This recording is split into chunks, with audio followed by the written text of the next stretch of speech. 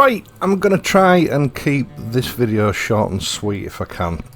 Substrate or sand for the bottom of a reef aquarium isn't exactly the most exciting topic. And I do sort of feel that one or two of the videos that I've produced so far have been a bit long-winded.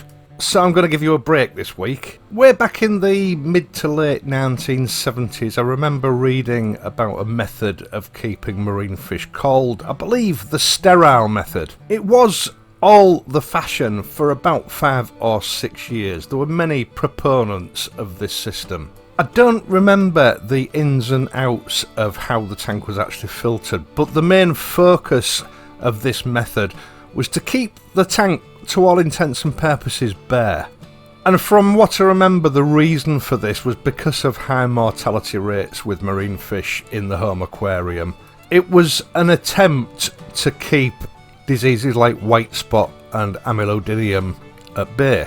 Also, the idea that having no tank decor meant that detritus from the normal biological processes of the fish didn't collect in that decorative media, sand, gravel, rock. It could easily be removed and it kept the nutrient levels of the aquarium low. As I say, it was just a fashion like so many other fashions that I've seen in this hobby over the years. Now, eventually someone did some research on this and it was discovered that a clear glass bottom wasn't good for the fish. Fish, contrary to common belief, are very intelligent creatures. And it was discovered that a clean, shiny glass bottom, with all its confusing, reflective surfaces, something which fish had not evolved to cope with, caused stress, disorientation. It affected the normal foraging and feeding behaviours, and that stress in turn led to a higher degree of susceptibility to disease. So understandably, everyone scrapped it. Now, coincidentally, it seems that this fashion to some extent is creeping back into the hobby again now. Not a reintroduction of that sterile method as such, but a recommendation by some hobbyists to use a bare glass bottom tank. Now, I have spoken about this sort of behaviour in the past in my videos, where there's a younger generation of fish keepers coming in that are not aware of the research and the findings of previous years, and they're trying to sort of reinvent the wheel by doing things a new way, but they're not new ways, they're old ways that have been abandoned because they don't work. It's just that no one ever told them about it, and they've not bothered to do the research to see whether it's been tried before. Well, of course it's been tried before. Now, the current argument for sort of not using gravel in tanks is pretty similar to the old argument, in that removing gravel or sand from the aquarium slows down the build-up of excess nutrients that can cause water quality problems at a later stage. And of course, this problem is compounded further because people are reverting back to a dead inert rock instead of live rock. So yeah, of course you're going to get a quick build-up of nutrients in the system because it's not being processed properly. So anyway, we'll leave those people to wander off down that rabbit hole for the next few years. I do like to use a substrate, and that's the subject of this video. Now, just to preempt comments that might be raised having said what I've just said, retail systems, that is shop that sell marine fish, generally speaking do just use bare bottom glass tanks. And they do that for the reasons that I've explained. Disease control. They have hundreds, if not thousands, of fish going through that system every year. And so the risk of disease is far higher than it would be in a domestic aquarium. Bare bottom tanks used in conjunction with a centralised filtration system utilising UV sterilisers and in some case copper solutions do go a long way to stopping the incidence of outbreaks which could potentially wipe out thousands of pounds worth of fish. It does also assist with tank maintenance. You know, retail tanks have to be kept looking nice and clean. And when you have anything from 50 to a couple of hundred retail tanks, keeping them clean is a never-ending job. It's like painting the Forth Bridge, so gravel is the last thing they need to be contending with. But watch the fish in these systems, because they have no cover and because the glass bottoms are bare. It's very rare that you will see a truly happy, comfortable fish. Now, when it comes to a marine aquarium, we generally refer to it as sand. This is not the sort of sand that people living in temperate climates will be familiar with. Just for example, here in the UK, the sand that we see on our beaches is silica sand, and it's not suitable for use in a reef aquarium. The type of sand that you will more often see for sale in aquatic shops and online for use in a marine aquarium is aragonite. This is a calcium-based substrate which is derived from crushed or ground up dead coral skeletons. And it is very similar, if not the same, as the kind of sand that you will see on a beach in tropical countries.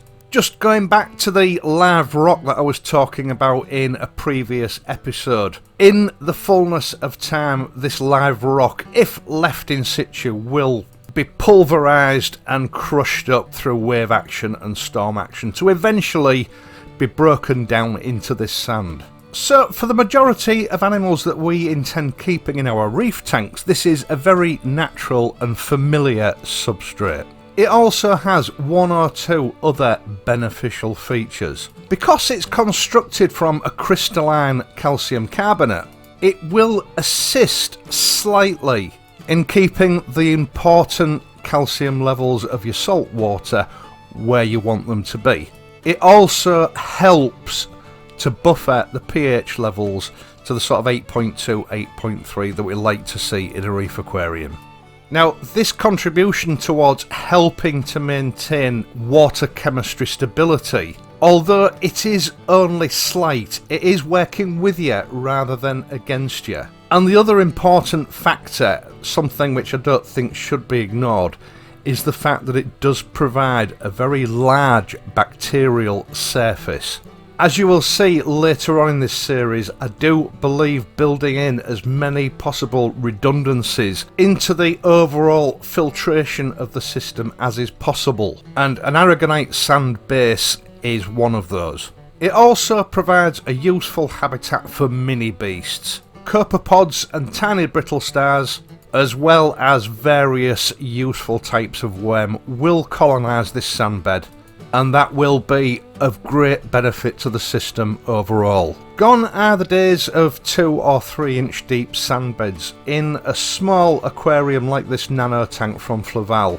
I recommend a 3/4 of an inch to maybe an inch sandbed, that's all that's required. Also, this aragonite sand comes in different grades. Some of it can be quite chunky, sort of 5mm particles and larger, which personally I think looks out of place in a nano reef. It's also a particle size that isn't suitable for the habits of certain fish and invertebrates, so it's best avoided. I would recommend a particle size of 1 to 3mm maximum, and I believe they are actually the most popular sizes on offer. Now, as you can see, my aquarium is just coming out the other side of the sort of diatonomous algae stage that all tanks go through in the first few months. It was quite horrendous a couple of weeks ago, so if you're wondering what the red and green staining is on the sand, it's a normal process that any new tank goes through. Now, a £10 bag of this sand is going to be more than enough for the Fluval 13.5, and I think that's usually about the smallest bag you can get. Now, there's another medium which I feel I should mention, although I don't see it very often for sale here in the UK, and generally speaking it's a bit more expensive than aragonite, and that is oolite or oolitic sand. It has some very similar properties to aragonite, although it's formed under different circumstances. Personally, I've never used it, as I say, because of availability issues, although it is suitable if that's all you can get your hands on. The only sort of final factor that you need to consider is whether to go for dry inert sand or live sand. Now, dry sand is just that. It's the aragonite sand that's been cleaned, thoroughly cleaned, and then dried out. Generally speaking, it will be far cheaper than live sand, so if time isn't of the essence with your system and you're working to a budget, it is an ideal choice. Live sand is considerably more expensive, and again, as with some of the live rocks that are on sale these days, the word live is a bit of a deception. In most cases, this starts off as a dry sand, but when it's packed into a bag, it's packed and sealed with a liquid containing live bacterial cultures. Hence the name live sand.